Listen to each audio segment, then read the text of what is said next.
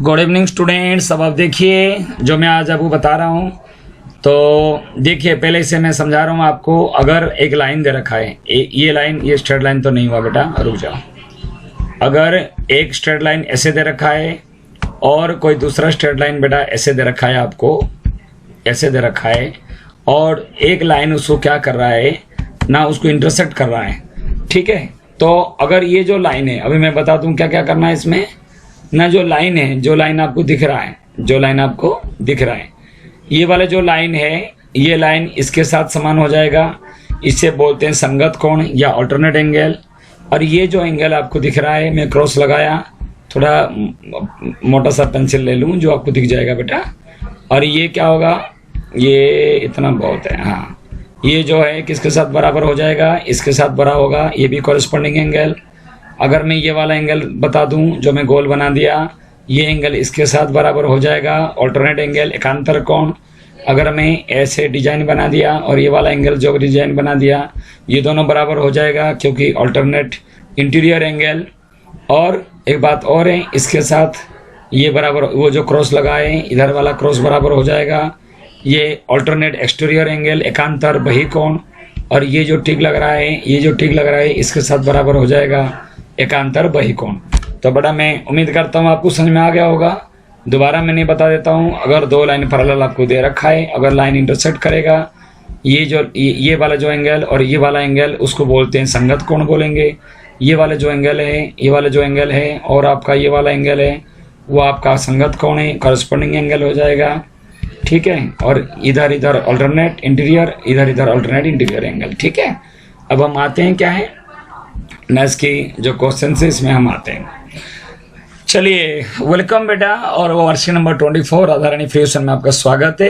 प्रयास किया जा रहा है आपको वर्कशीट के साथ समझाया जाए बेटा, तो आप समझिए। पहले हिंदी फिर इंग्लिश मीडियम, एक में दोनों में भेज दूंगा, आप देख सकते हो।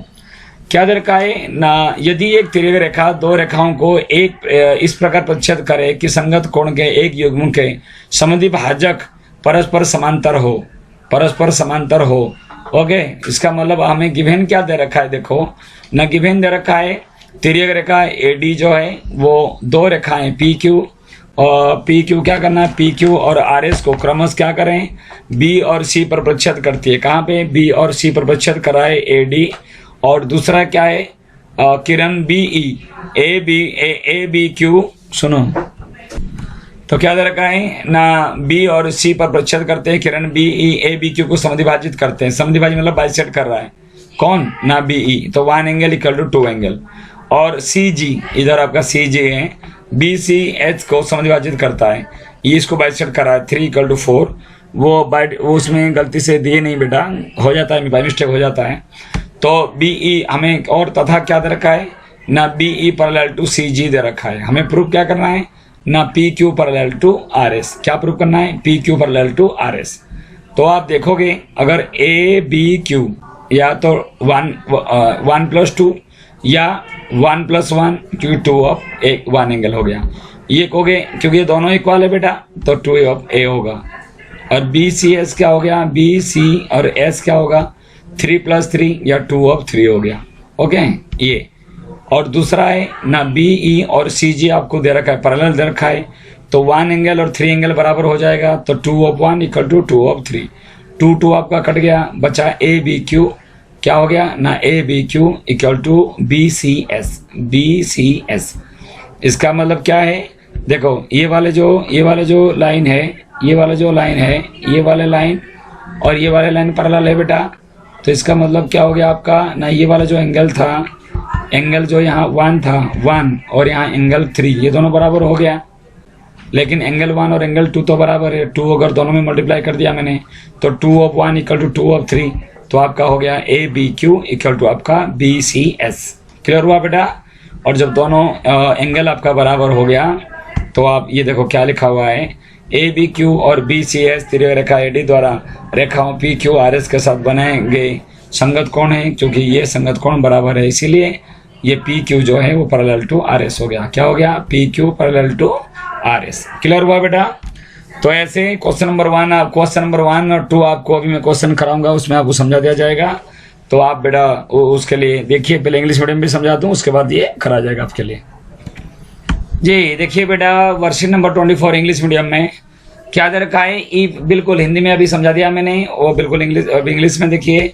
ई पे ट्रांसवर्सल इंटरसेक्ट, ये ट्रांसवर्सल इंटरसेक्ट है जो आर पार हो रहा है एडी, और two line such that the bisector of a pair of corresponding angles are parallel. Corresponding angle इसके मतलब ये जो है, या इधर और ये आपको दोनों का पैरेलल है।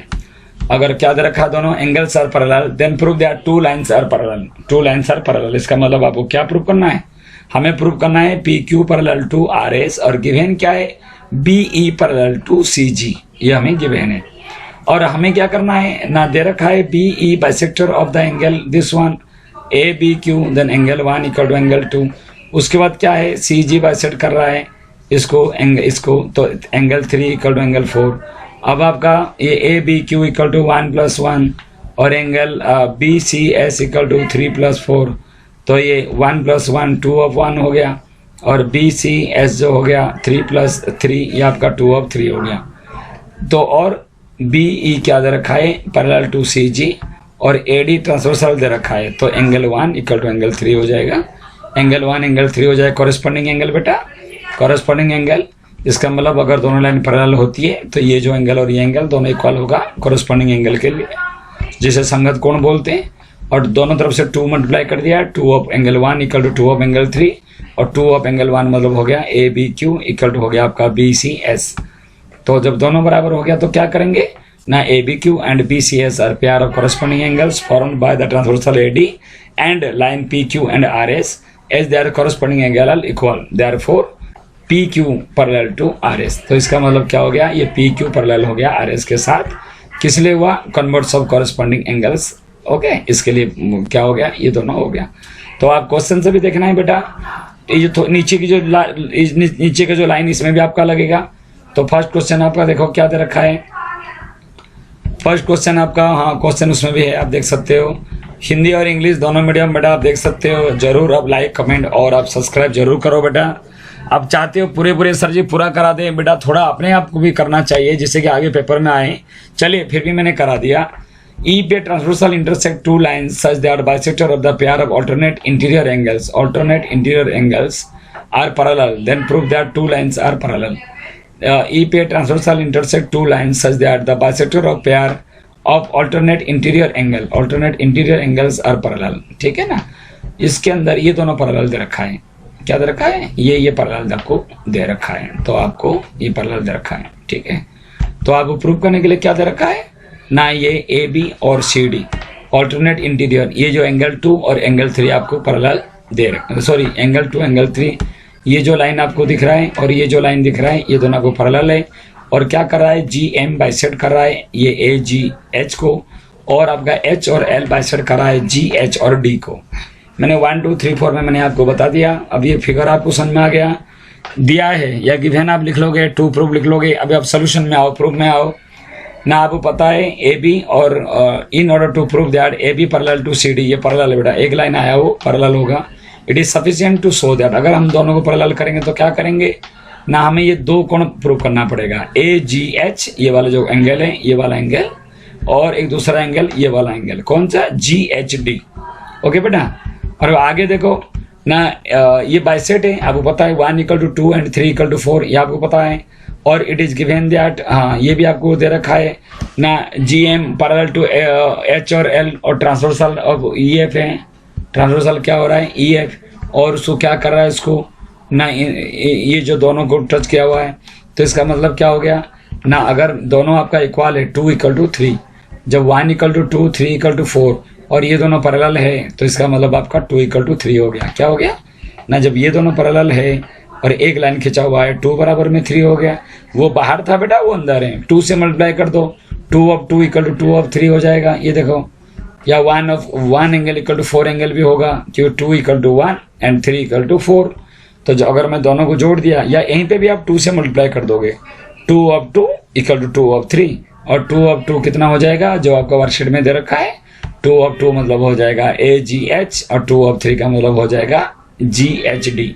ये दोनों इक्वल हो गया। जब ये दोनों इक्वल हो जाएगा, A D parallel to C D, किस लिए होगा आपको पता है, ए बी और सी डी। क्यों होगा ना, उसका रीजन बताया गया ना, ये जो है इसके लिए भी आप वही चीज़ यूज करोगे जो मैंने बताया, जो ये मैं आपको बताता हूँ। उसके पास क्या लिखोगे ना, कन्वर्ट सब कॉरस्पॉन्डिंग एंगल्स एज लिख सकते हो, या तो आप लिख सकते हो ना ये पेयर ऑफ कॉरस्पॉन्डिंग एंगल, ये नहीं है, एडी और लाइन इसको मिला रहा है and they are corresponding angles are equal. जब कॉरस्पॉन्डिंग एंगल इक्वल हो जाएगा, यहाँ पे यहाँ कॉरस्पॉन्डिंग एंगल नहीं है, यहाँ ऑल्टरनेट इंटीरियर एंगल इक्वल हो रहा है, ठीक है। तो यहाँ पे आप क्या करेंगे ना, ये कॉरस्पॉन्डिंग एंगल यहाँ इक्वल नहीं हो रहा है, यहाँ पे क्या हो रहा है बेटा ना, जब दोनों ऐसे में इस फिगर में आप देखिए क्या करना है आपको ना, ये जो एंगल है ये पूरा एंगल और ये पूरा एंगल आपका इक्वल हो रहा है। जैसे ये लाइन पैरेलल होती है, मैं आपको एक चीज़ बताता हूँ, आप समझो। देखिए बेटा, जैसे मैं आपको बता रहा हूँ, अगर मेरे पास दो स्ट्रेट लाइन है, एक लाइन मेरा ये स्ट्रेट लाइन है और दूसरा मेरा स्ट्रेट लाइन क्या है ना, दूसरा मेरा स्ट्रेट लाइन ये वाला आ गया, और ये दोनों स्ट्रेट लाइन में अगर ऐसे लाइन में ट्रांसवर्सल लाइन है, तो आपको पता है कि ये एंगल यहाँ से यहाँ तक जो एंगल है, जैसे मैं अभी बता दूँ आपको, यहाँ से यहाँ तक जो एंगल है और यहाँ से यहाँ तक जो एंगल है वो बराबर होगा, क्योंकि ऑल्टरनेट इंटीरियर एंगल। उसी प्रकार के आप क्या करोगे, अगर ये दोनों इक्वल होगा तो ये लाइन, ये जो लाइन है वो पैरेलल टू ये लाइन हो जाएगा, वो आपको ध्यान देना, ये लाइन और ये लाइन पैरेलल होगा। अगर पैरेलल है तो ये दोनों एंगल बराबर होगा, ऑल्टरनेट इंटीरियर एंगल है। अगर ये दोनों एंगल इक्वल है, एक लाइन ट्रांसवर्सल लाइन है, तो ये दोनों पैरेलल होगा। तो यही कॉन्सेप्ट यूज करके आप क्या लिखोगे ना, ये सॉरी बेटा, तो इसमें क्या करोगे, ये वाला आपको क्वेश्चन मैंने कराया बेटा, कुछ नहीं करना है, नोट आउट करना है इसको। हिंदी मीडियम वाले भी आप कर सकते हो। अब क्या करना है, आप लिखोगे हमें सिद्ध करना है A B parallel to C D, तो इसीलिए हमें सिद्ध करना पड़ेगा A G H equal to D H G करना पड़ेगा, और जो बाइसेक्टर है वो समद्विभाजित यहाँ कर देना, ठीक है। और आप क्या लिखोगे, और हमें दिया रखा है कि जी एम पैरेलल दे रखा है एच एल, यहाँ ऑल्टरनेट इंटीरियर जगह पर लिखोगे एकांतर अंतकोण, ये क्या लिखोगे एकांतर अंतकोण लिखोगे आप, ऑल्टरनेट एंगल्स है, एकांतर कोण है, ठीक है। तो ये चीज़ है। ऐसे क्वेश्चन नंबर 2 में आइए आप। क्वेश्चन नंबर 2 क्या कह रहा है, देखो ये बेटा 50 दे रखा है, तो ये आपका होगा, आपका देखो ये 130 है तो ये 130 हो जाएगा, और ये 50 है तो ये 130 होगा, कि दोनों मिलकर 180 है, जिसे लिनियर पेयर रेखीय कहते हैं। तो x हो जाएगा आपका 130। तो अगर ये आपका 130 है, ये 130 है, अगर दोनों क्या होता है ऑल्टरनेट एंगल हो जाएगा, समान होगा, तो क्या हो जाएगा ना, ये दोनों आपका पैरेलल हो जाएगा। तो A B parallel to C D. Okay बेटा, समझ में आया। तो ये जो यहाँ, चलिए आप इसके सॉल्यूशन देखो बेटा। क्वेश्चन नंबर 2 का अभी मैंने क्या बताया, अभी आपको ये 50 है तो ये दोनों मिलकर 180 होता है, तो ये 130, और ये देखो क्यों किस लिए हो जाएगा, लिनियर पेयर रेखीय, ये 130 है तो ये 130 हो जाएगा, शीर्ष विमुख कोण या vertical opposite side of angle, तो इधर हो गया 130, इधर 130, या ये 130 है तो ये 50 हो जाएगा, दोनों मिलकर 180 है तो ये भी पैरेलल टू सी डी हो जाएगा। या अदरवाइज दूसरा ऑप्शन कर सकते हो, ये एंगल बराबर हो गया तो ये भी और सी डी आपका पैरेलल होगा। इसकी सॉल्यूशन बेटा आपको दे दिया है। तो बहुत सारे बच्चे हिंदी मीडियम का एक्सपेक्ट करते हैं बेटा, इसमें ज़्यादा कुछ इंग्लिश में लिखा नहीं हुआ है। ये आप लिखोगे, ये शीर्षाभिमुख कोण है, यहाँ से यहाँ तक जो मैं बता रहा हूँ आपको शीर्षाभिमुख कोण है, और लिखा है कि अगर दो लाइन आपका इंटरसेक्ट कर रहा है, एक ट्रांसवर्सल लाइन उसको इंटरसेक्ट कर रहा है, तो पेयर ऑल्टरनेट एंगल अगर इक्वल है, ये दोनों पैरेलल आपका हो जाएगा। तो इसके साथ बेटा इस वीडियो को एंड कर रहा हूँ। उम्मीद कर रहा हूँ कि आप लोग को समझ में आया होगा। बाय बेटा, टेक केयर बेटा।